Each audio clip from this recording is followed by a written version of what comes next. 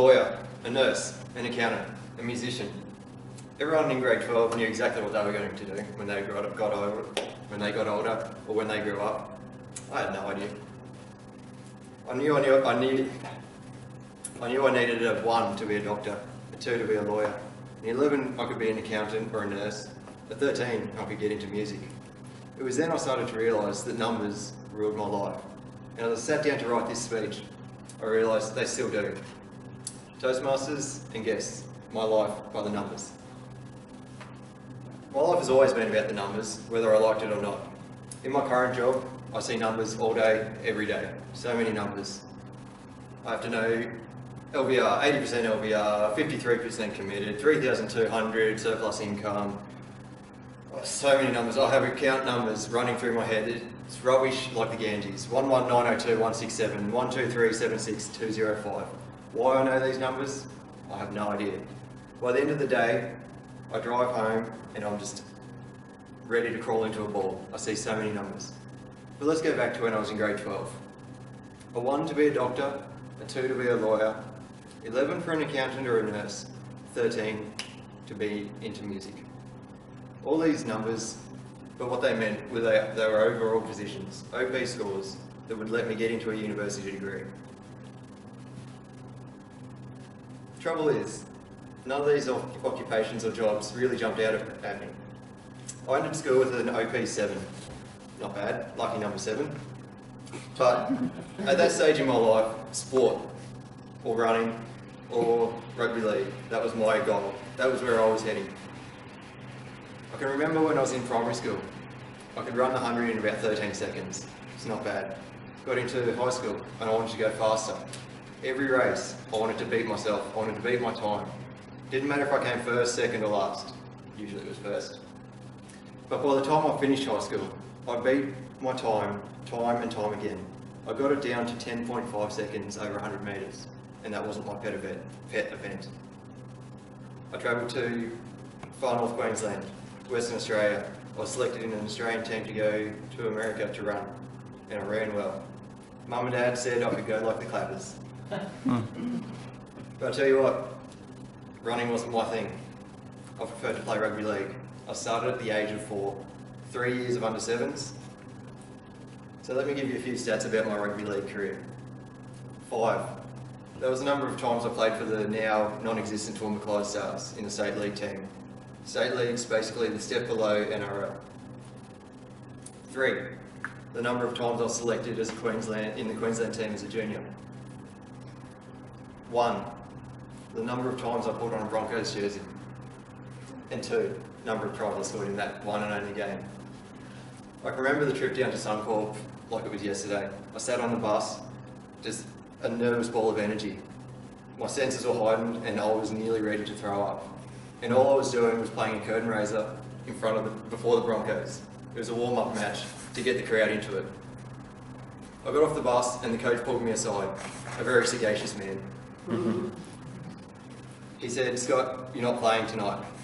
And I thought, oh geez, I've been dropped. This sort of thing happened in these squads. He goes, "You're not playing for us tonight.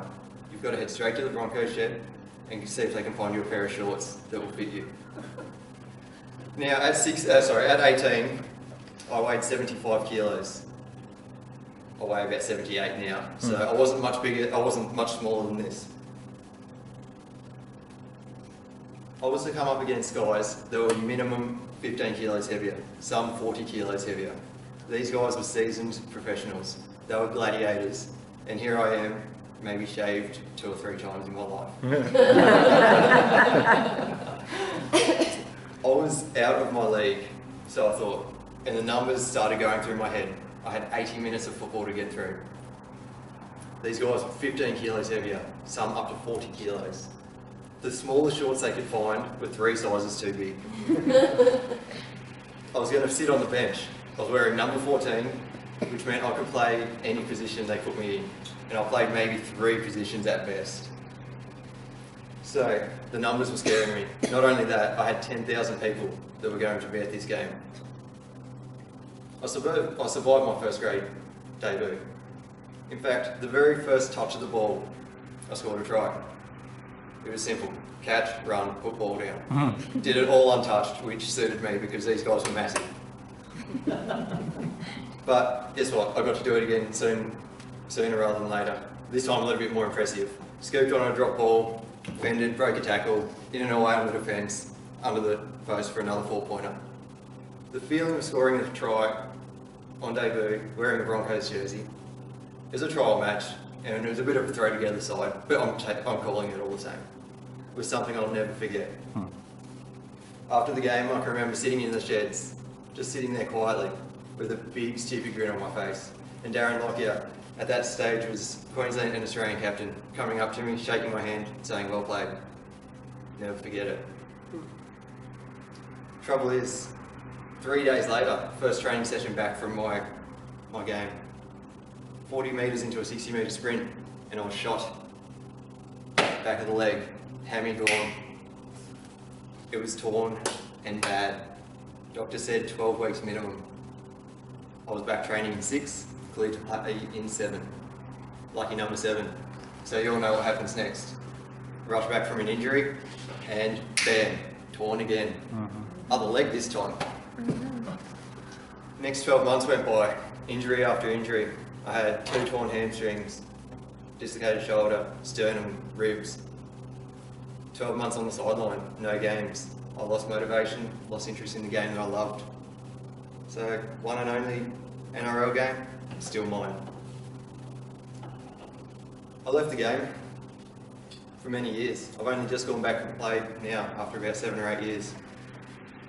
However, life is a strange way of working itself out. Without all these setbacks, I would have never met my wife. I wouldn't have the cheekiest 5-month-old at home. I wouldn't have a beautiful house and a future full of goals and dreams. Let me throw some more numbers at you.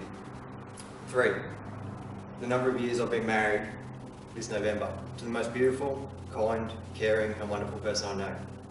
Without her, my life doesn't mean anything.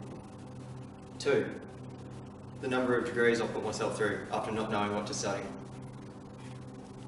51, my new focus. That's the percentage of votes I need come March to get myself onto the council. And 1 reason. You need 1 reason to get up, dust yourself off and move forward.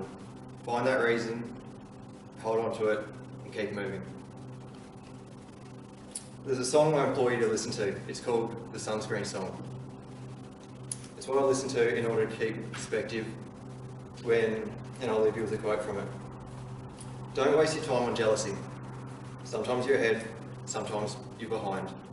The race is long, and in the end, it's only with yourself.